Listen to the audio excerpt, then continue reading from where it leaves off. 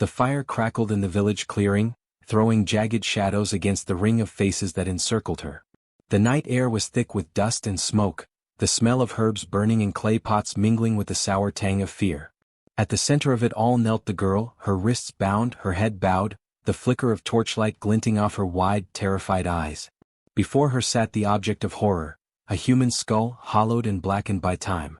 Its sockets gaped like empty wounds, its teeth a crooked grin that mocked her silence. The elders had filled it with bitter water steeped in roots and ash, a draught meant to expose wickedness. To drink from it was a sentence disguised as ritual. If her heart was impure, the spirits of the ancestors would curse her. If she was innocent, she was expected to survive, though none truly believed she would.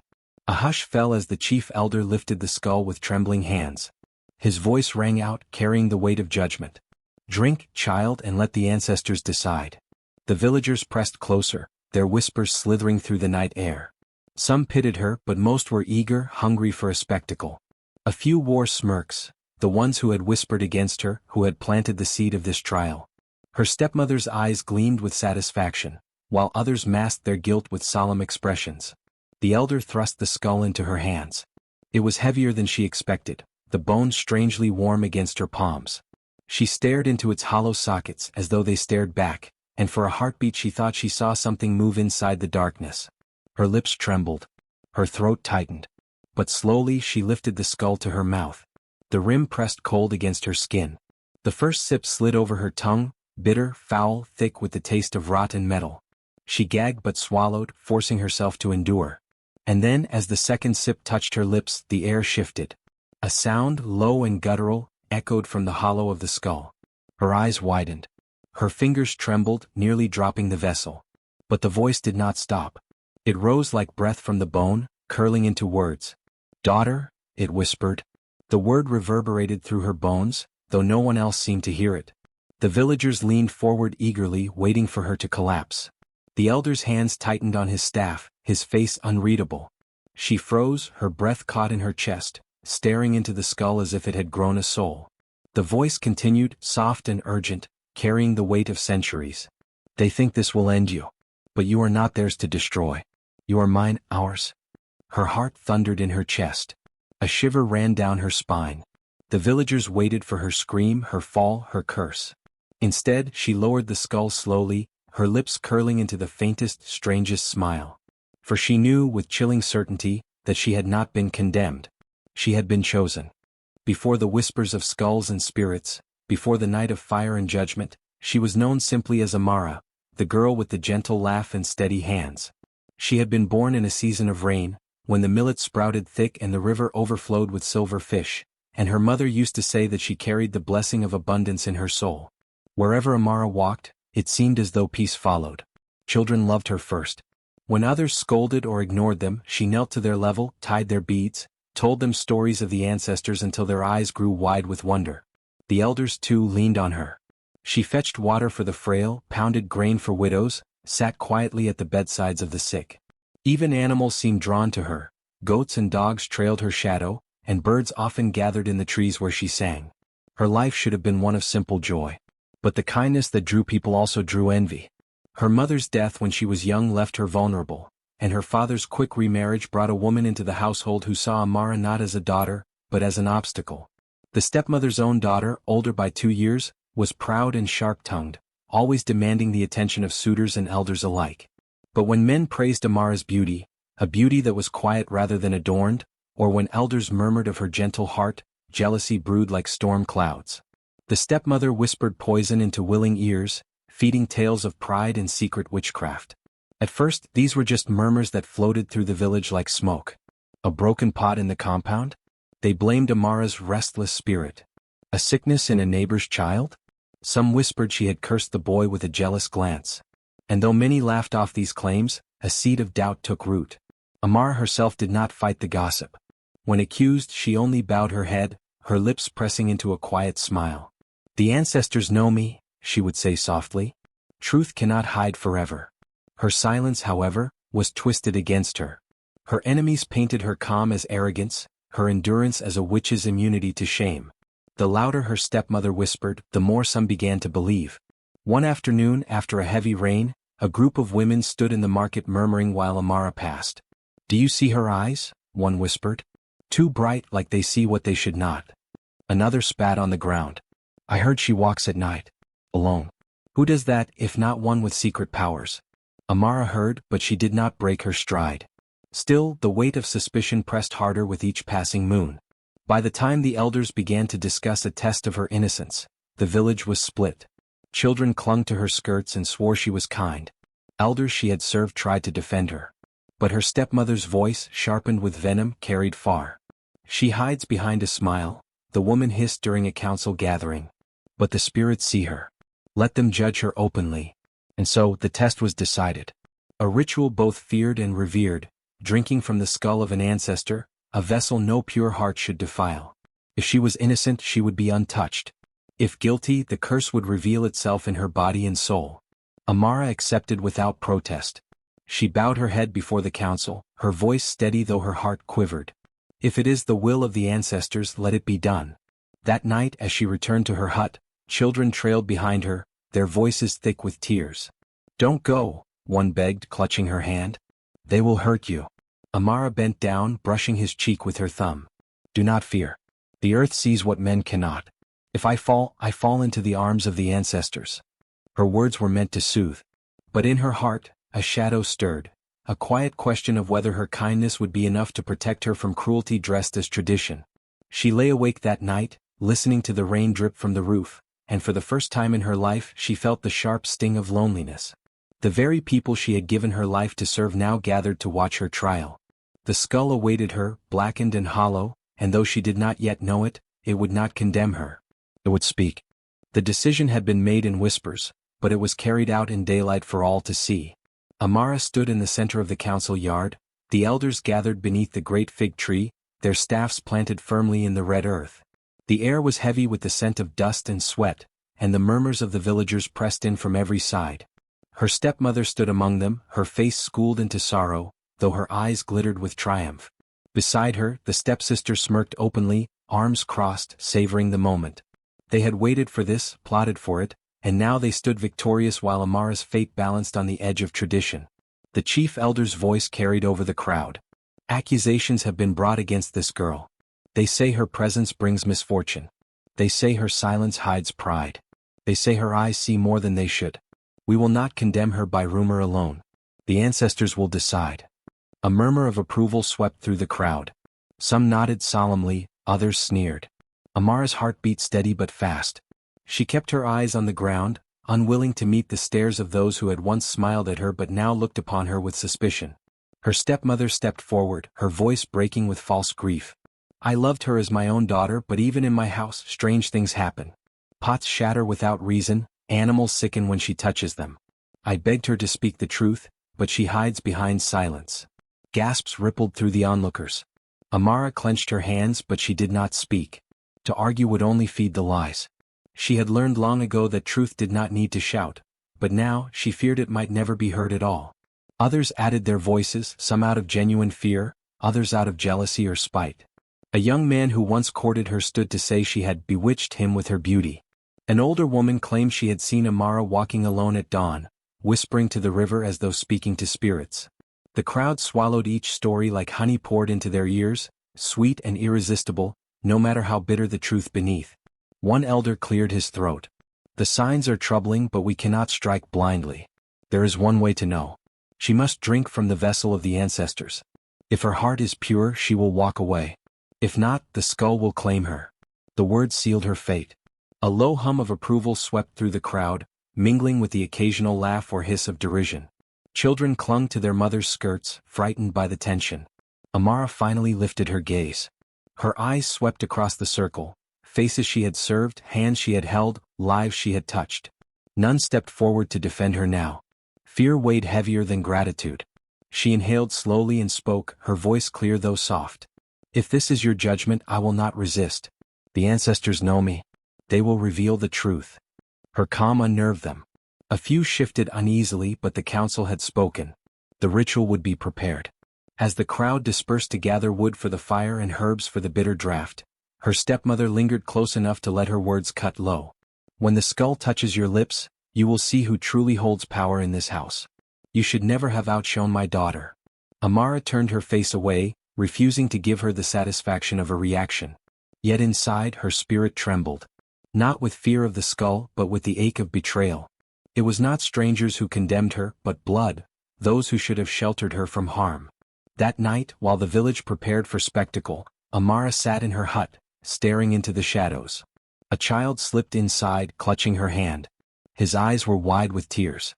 "Sister, don't drink," he whispered. "They want to hurt you." She smoothed his hair and kissed his brow. "Do not cry. The ancestors will not let lies win forever." But as she lay down upon her mat, listening to the distant murmurs of preparation, doubt crept like smoke into her chest. What if the ancestors were silent? What if she truly was alone? The next evening the skull would be placed in her hands. And when she lifted it to her lips, the line between death and destiny would vanish. The sky burned orange as the sun dipped low, casting long shadows across the village square. The people gathered in silence, their faces tense with anticipation.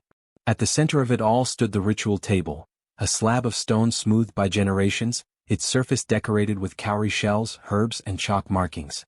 Upon it rested the object that made every eye avert and every heart beat faster: the skull. It was not any skull. The elders said it belonged to a forgotten queen, one whose wisdom stretched beyond death. Her hollow socket stared upward, her jaw slightly parted as though she might still speak if provoked. Around her cranium, charms of iron and copper gleamed, talismans said to bind her spirit to silence, unless the guilty forced her tongue. Amara was brought forward barefoot, her wrists bound with simple rope. The villagers made a path, avoiding her skin as if she carried a sickness that could leap at a touch. Children were hoisted onto shoulders to see, though some cried quietly into their mothers' necks, sensing the heaviness that no song could lighten. The chief elder, his staff crowned with feathers, raised his voice. "Tonight we call upon the ancestors to speak through bone and spirit. The accused shall drink from the vessel of truth. If she is false, the skull will devour her. If she is true, the skull will release her." A murmur ran through the crowd, part excitement, part dread. The herbalist stepped forward next, a man with painted arms and eyes that gleamed like oil. He carried a gourd filled with dark liquid, brewed from roots, bitter leaves, and blood from a goat sacrificed that morning. As he poured it into the hollow crown of the skull, the liquid hissed as though the bone resisted. A faint mist rose, curling like fingers into the night air. The stepmother stood just behind the elders, her face veiled as if in mourning. But Amara caught the small curl of her lips, hidden from most eyes. The stepsister, dressed in fine cloth, pretended to tremble, yet her eyes danced with satisfaction. They had prepared for this moment like hunters waiting for prey. Amara's heart pounded. Her eyes lingered on the skull. It seemed alive. The shadows inside its hollows flickered as if something moved there, waiting. She remembered her prayer the night before, that the ancestors would not abandon her, and wondered if they had heard. The elder motioned for her to kneel. She obeyed, her knees pressing into the dust. Her wrists were untied. A hush fell over the crowd. The herbalist lifted the skull with both hands, careful as if holding a child, and brought it to her lips. The liquid smelled of iron and ash. For a moment, Amara thought her stomach might betray her, but she forced herself still. She closed her eyes and whispered inwardly, "If I am to fall, let me fall with dignity." Then she sipped. The taste was unbearable, bitter, metallic, burning. It coated her tongue like fire. She swallowed once, twice, and felt it coil in her stomach. The skull pressed against her lips again, urging her to drink deeper. And as she obeyed, something happened. A vibration. Not from her but from the bone itself. A hum, so faint at first she thought it was her pulse in her ears. But then it grew louder, until it filled her skull with sound. She pulled back slightly, but the elder barked, "Drink!" She brought the skull back, trembling, and as the liquid touched her mouth once more, the hum shifted. It became words. "Child of earth," the voice rasped, deep and hollow as if spoken through endless caverns. Her eyes flew open, but no one else seemed to hear. They only saw her freeze, lips pressed to the skull. "You are not the cursed one," the voice continued. "You are the seed they tried to bury. Their lies feed the soil of your destiny." Her breath caught. She nearly dropped the skull, but its hollow socket seemed to tighten on her gaze. "Do not fear," it said. "Sip again and I will show them." She obeyed. The skull shuddered in her hands. This time the sound erupted into the air, not just for her but for everyone. A deep, echoing voice rolled over the square, heavy with power. This child is innocent. The crowd recoiled in terror. Some screamed. Some fell to their knees. Mothers clutched their children as if the dead had risen. The skull vibrated visibly, the liquid inside glowing faintly like embers. The stepmother staggered backward, her veil slipping to reveal her ashen face. The stepsister clutched her chest, her smirk gone, her body trembling. The elder dropped his staff in shock. Never in his lifetime had the skull spoken aloud. Amara's hands shook, but she held the skull firmly. Its voice rang out once more, louder than the cries of the crowd. The guilty stand among you. Their envy is the poison. Their lies are the curse. Shall I name them? The villagers froze. Every eye turned toward the stepmother and her daughter, who seemed to shrink beneath the weight of invisible fire. Amara lowered the skull slowly, her lips wet with the last trace of the bitter draught. Silence stretched, taut as a drum skin, as the truth hovered in the air, ready to fall. The silence that followed the skull's words was unbearable. The night itself seemed to hold its breath.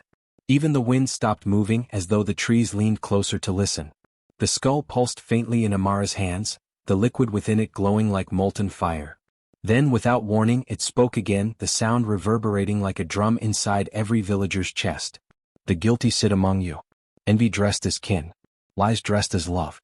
Shall I speak their names? Gasps broke out in the crowd. Some covered their ears, unable to endure the hollow thunder of the dead speaking. Others wept openly, bowing their heads to the earth. Amara felt her pulse race. The skull grew heavier, as though its spirit anchored itself inside her bones. She wanted to scream, to drop it, but a strange calm spread over her body, rooting her like a tree. She could not move, nor did she want to. The chief elder, still trembling, managed to stammer, "Speak, spirit. If truth is yours, let it be revealed." The villagers looked about, suspicion darting in their eyes like sparks. All knew the rumors. All knew the tension within Amara's family. But no one had dared to name it aloud. Now the dead themselves were about to break the silence. The skull's jaw clicked and the voice thundered. She, the woman who clothed herself as mother, hides venom beneath her veil. Every gaze shifted. The stepmother's face drained of color. She stumbled back, shaking her head. "No, no, this is a trick," she cried. She bewitched the skull. But the spirit did not pause. Its hollow socket seemed to blaze. And the daughter she bore, whose tongue drips with laughter at another's pain, she too drinks from envy's cup. The stepsister screamed, covering her ears as if to shut out the accusation. "Lies?" she shrieked. The girl cursed it to speak. "She is the witch." But the crowd murmured now, the tide turning.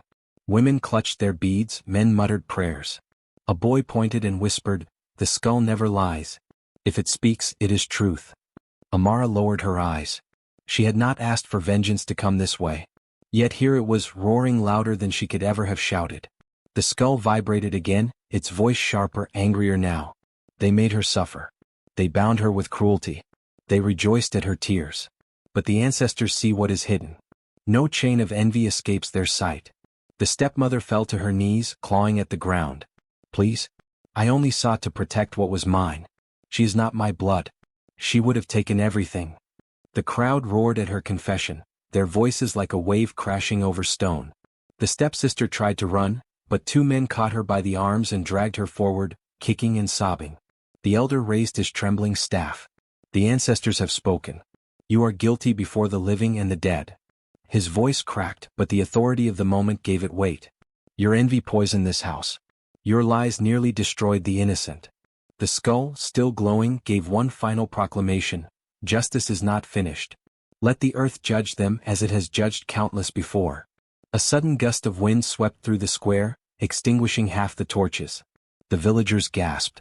Some swore they saw shadows moving behind Amara, tall figures that shimmered like smoke yet stood solid as warriors. Amara finally set the skull down upon the ritual stone. Her hands shook and the bitter taste still lingered on her tongue. But when she stood, she no longer trembled. The villagers turned toward her with awe. Some knelt, others touched the ground before her feet. To them she was no longer merely the girl accused. She was the vessel of the ancestors, the one through whom truth had thundered. The stepmother wept into the dirt, her daughter thrashing against the grip of the men who held her. No one looked at them with pity. Only with fear, for they had been exposed and worse, cursed by the dead themselves. Amara lifted her chin. For the first time her voice rang out steady and strong. "I asked for no miracle. I prayed only for truth. and truth has come. Let this day be remembered, not for my suffering but for what the ancestors have shown us. The skull dimmed, its glow fading until it was only bone again. Yet its silence was louder than thunder, for everyone knew, once the dead had spoken, their judgment could not be undone. The square held its breath long after the skull had gone silent. Only the crackle of torches and the soft weeping of the condemned broke the stillness. Amara stood rooted, the taste of ash and iron still clinging to her tongue, her heart pounding like a war drum. The elder struck his staff against the ground, his voice carrying across the gathered villagers. The ancestors have spoken through the skull. We are but their witnesses. Now we must decide, what shall be done with the guilty? Murmurs rose, thick and heated. Some villagers shouted for banishment, others for death. A few, those who once favored the stepmother, looked away in shame, unwilling to meet Amara's eyes. Children clutched their mother's skirts, whispering of the shadows they thought they saw swirling behind her. The stepmother crawled forward, dirt clinging to her face, tears streaking her cheeks. Please, she begged, her voice shrill. I am still your kin, your neighbor. I only sought to guard my child's place. Have mercy.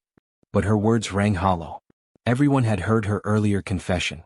Everyone had felt the chill in the air when the skull condemned her. No plea could wash away that stain. Her daughter, thrashing against the men's grip, shrieked louder. It was her idea. I only did what she told me. Let me go. I am innocent. But her eyes, wild and darting, betrayed the guilt the skull had already named. Amara's throat tightened.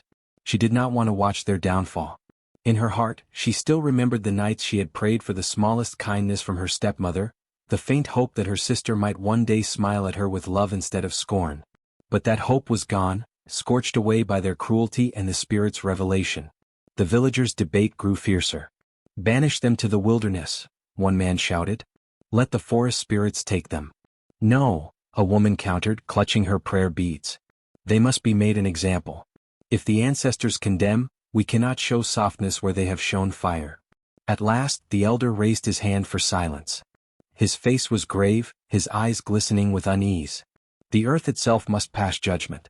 At dawn they will be taken beyond the village to the river's edge. There they will be bound and left for the ancestors to claim. If the spirits spare them, so be it. If not, then their guilt will be cleansed in death. A heavy hush fell. No one dared object.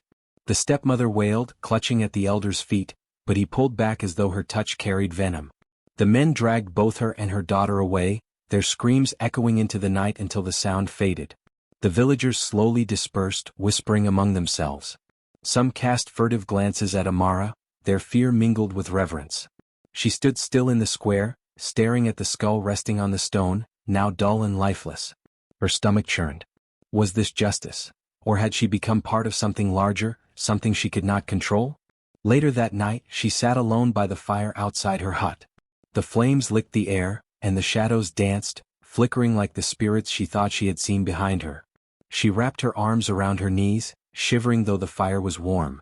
A voice, low and almost tender, whispered from the darkness, "Do not tremble, child. You are chosen." Her breath caught. She glanced around, but no one was there. Only the rustle of leaves, only the faint shimmer of moonlight on the skull she had carried home.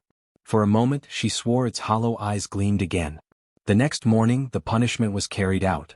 At the river's edge the villagers gathered once more. The stepmother and her daughter were bound with rope, their faces streaked with tears and dirt. The current of the river roared, swift and merciless. "Please," the stepmother cried one last time, thrashing against her bonds. "I repent. Ancestors, forgive me." The villagers stood unmoved, their silence heavy. Amara could not watch. She turned her face away as the two were set upon the bank, their cries swallowed by the roar of water and wind. No one spoke as the river surged higher, wrapping its icy arms around the condemned. When it was done, when the river claimed them and their voices were gone, the elder raised his staff again. Justice has been answered. Let no one doubt the will of the ancestors. But Amara felt no triumph. Only the weight of the skull in her hands, heavier than any stone. Its silence pressed upon her, as though waiting, as though promising more. That night, she dreamed of the river, of faces rising from the water, whispering in tongues she could not understand. When she woke, sweat drenched her brow and her necklace, once her mother's, was glowing faintly as though touched by unseen hands. The punishment had ended, but her journey with the spirits had only begun. The village awoke to silence after the punishment at the river. Yet the silence was not peace. It was the uneasy hush that lingers when thunder has passed but the storm still waits on the horizon. People walked with lowered eyes, spoke in whispers, and cast furtive glances at Amara as though she carried the storm inside her. Amara felt it too. Her skin prickled with a presence she could not name. She sat outside her hut, her hands curled around her mother's necklace, its faint glow pulsing like a heartbeat. The skull rested near the fire, hollow and still, but sometimes she thought she heard the echo of breath rattling in its cavity. Children lingered at a distance, wide-eyed, watching her as though she were a vision. A few brave ones dropped small offerings, grains of millet, flowers, tiny charms, before darting away. It unsettled her. She was alive, a woman of flesh and blood, not some shrine to be worshipped.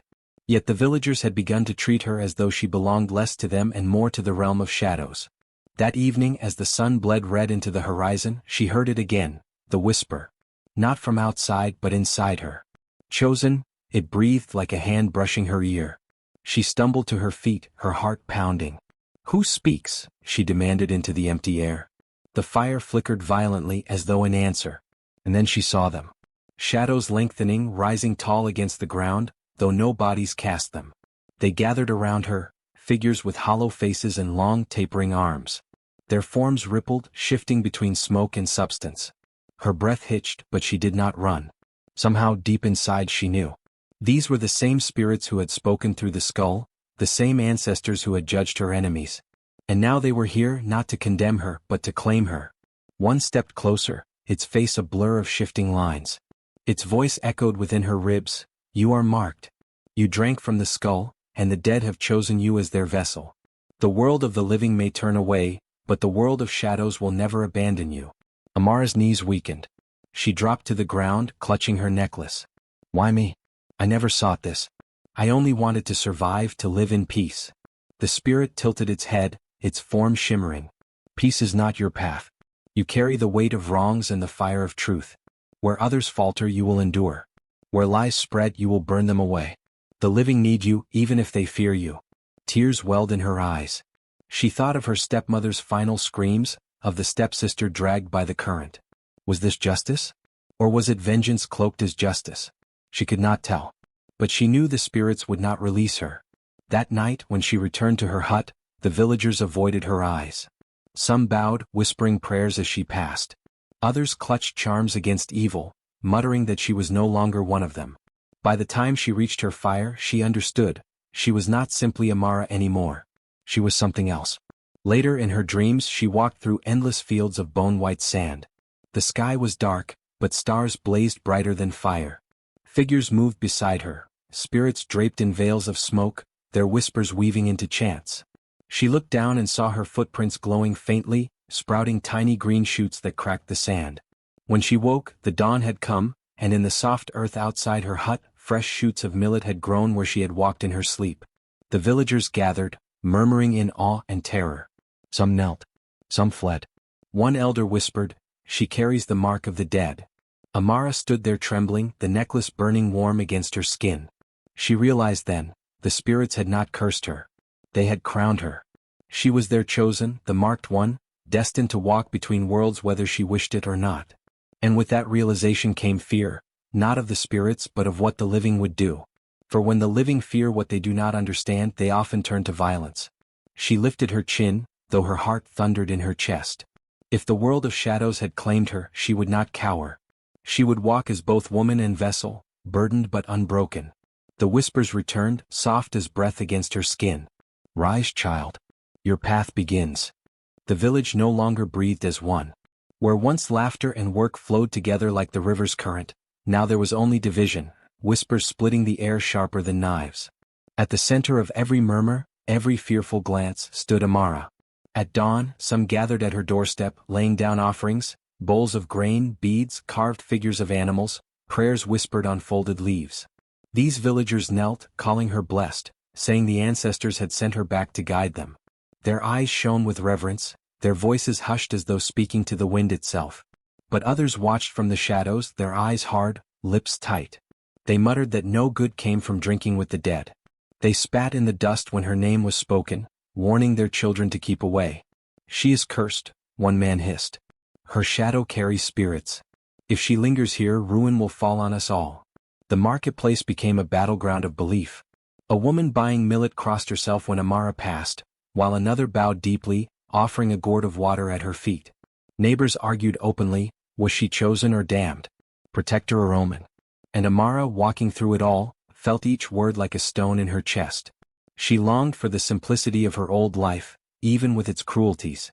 At least then she knew where she stood, scorned, yes, but still human. Now she was something more and something less. Revered as holy, rejected as cursed. A bridge no one dared cross. One evening the elders called a council to settle the unrest. The great fire blazed in the center of the square, sparks spiraling into the night.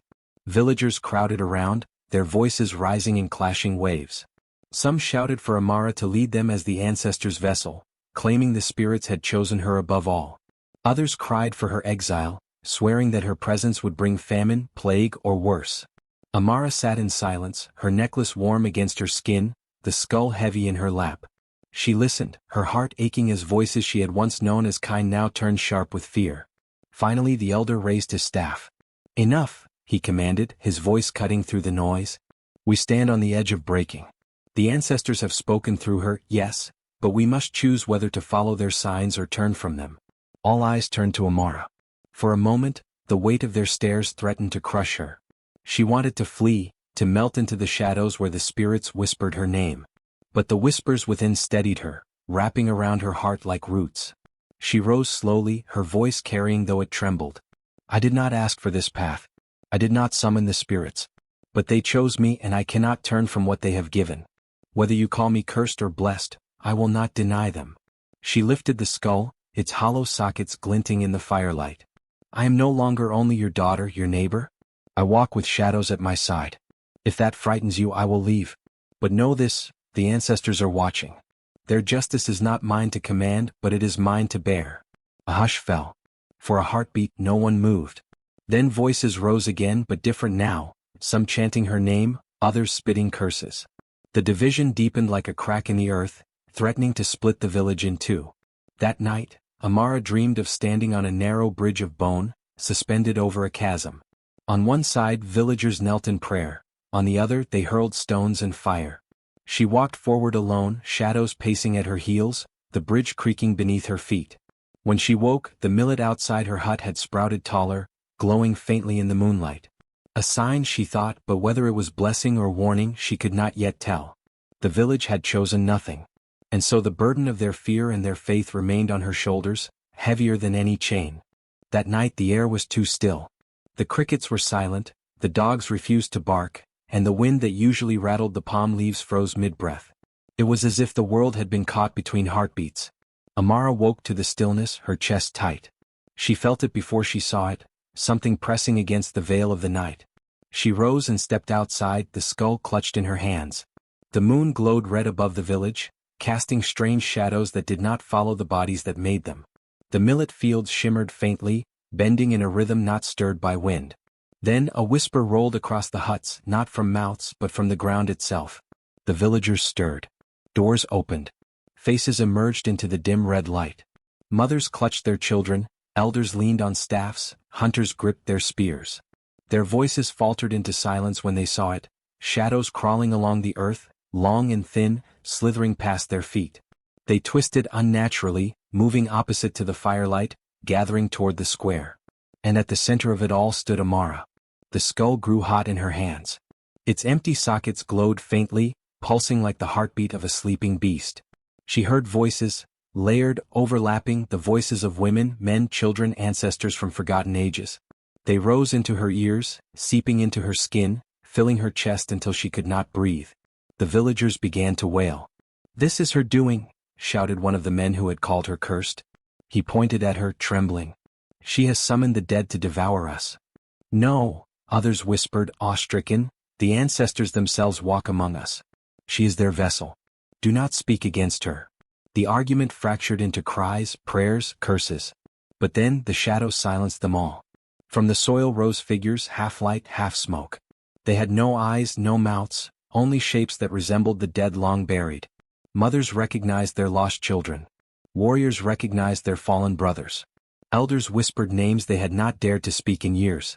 The dead had come, not in rage but in judgment. The tallest shadow moved toward Amara, its form bending like smoke in the wind. When it stopped before her, she heard a voice, not aloud but within her. "Daughter of sand and bone," it said, "you have been chosen to carry our justice. But justice is not mercy and it is not revenge. It is a fire that burns until truth is revealed." Her knees trembled. "Why me?" she whispered, her words lost in the night. "I did not seek you. I do not want this power." The shadow leaned closer. Its touch brushed her forehead like icy breath. "Because the living betrayed you. Because your blood remembers. Because you did not break when they buried you in cruelty. The earth heard your cries. We answered." A chill ran down her spine. Around her, villagers fell to the ground, bowing, sobbing, clawing at the soil in terror and devotion. Then the shadows turned, not to her but to those who had harmed her. Her father, who had cast her away, stumbled backward, his face pale. Her sister, who had mocked her suffering, clutched at her necklace as if it could shield her. The spirits circled them, whispering in a language no one could understand. The earth groaned. Cracks split the soil near their feet, glowing faintly red as though fire lurked below. The guilty screamed, their cries piercing the night. But Amara lifted her hand. "Stop." Her voice carried stronger than she felt. The shadows froze. The villagers held their breath. Amara's heart thundered, but she forced herself to stand tall. "I do not want blood. I do not want fire. If the ancestors sent me to carry justice, then I will carry it, but not with vengeance. Let the guilty be seen. Let their shame rise like smoke for all to witness. But do not burn my village." For a long moment the shadows did not move. Then, slowly they withdrew, slipping back into the earth like water into sand. The soil sealed, the moon brightened, and the night exhaled again. The villagers remained on their knees, trembling, staring at Amara as though she were no longer of flesh and blood. Some whispered her name with devotion, others with dread. Her father could not meet her eyes. Her sister wept into her hands. Amara stood alone in the center of it all, the skull glowing faintly against her chest. She knew now, there would be no going back. The ancestors had bound her path, and the village would never again see her as merely a woman. She was something else, something they feared and needed in equal measure. The night of shadows had sealed her fate. The dawn broke heavy and gray. Mist clung to the village as if the night had not quite let go. The people moved quietly, their eyes darting toward Amara's hut but never lingering. They had seen her walk with shadows, speak to spirits, command the dead to silence the living. She was no longer one of them. Inside, Amara sat with the skull on her lap. Its hollow sockets glowed faintly still, as though embers lived inside bone. She had not slept. She had not eaten. She could feel the ancestors moving within her, whispering at the edges of her mind, sometimes in comfort, sometimes in warning. "You are ours now," the voices said. "You will be our mouth. You will be our crown." She pressed her hands to her ears, though she knew it was useless. Their voices were not sound, they were blood, bone, and memory. Outside, a low chant rose.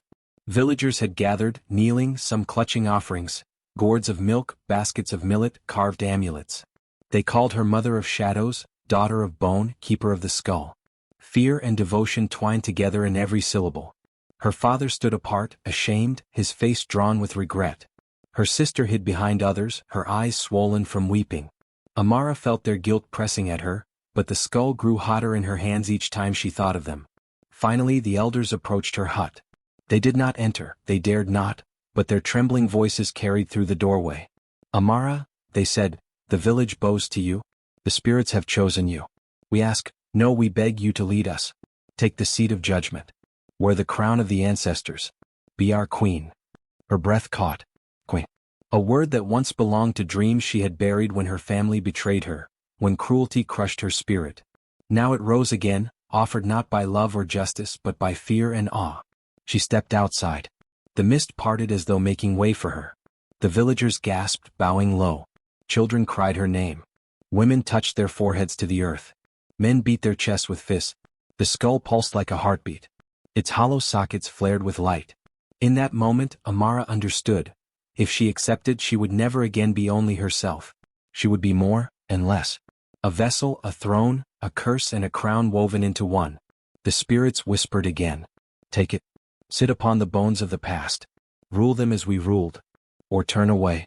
Return to flesh. Return to sorrow." Amara looked at her father, broken and silent. She looked at her sister, shivering with shame. She looked at the villagers, trembling with hope and dread. Then she looked at the skull, its glow burning into her palms. She lifted it high. Gasps tore through the crowd. "The ancestors chose me," she said, her voice carrying across the square like a storm. "But I will not be your queen of fear. I will not sit on a throne of bone. If you see me as cursed, then know this curse will protect you. If you see me as crowned, then know this crown will never bow to greed or cruelty. I am no longer just Amara. I am the voice of those you buried. The earth's justice walks with me." The skull blazed and the ground trembled faintly. Every villager fell to their knees. Even her father and sister lowered their heads, unable to stand before her gaze. Amara lowered the skull slowly, holding it against her chest. Her eyes glowed faintly now, not with fire but with something deeper, older. She turned from them, stepping toward the forest, her figure tall, her shadow stretching long across the mist. With each step, whispers of the dead followed. The villagers dared not call after her. They knew she would return only when justice demanded it. From that day forward, they spoke of her not as a woman, nor as a daughter betrayed, but as the one who had drunk from the skull and survived. A curse to some, a crown to others. A guardian who walked between the living and the dead. And when the wind howled through the millet fields at night, carrying whispers none could understand, the people shivered and said, "She walks still. The cursed queen. The crowned ghost. Our fate is bound to her forever."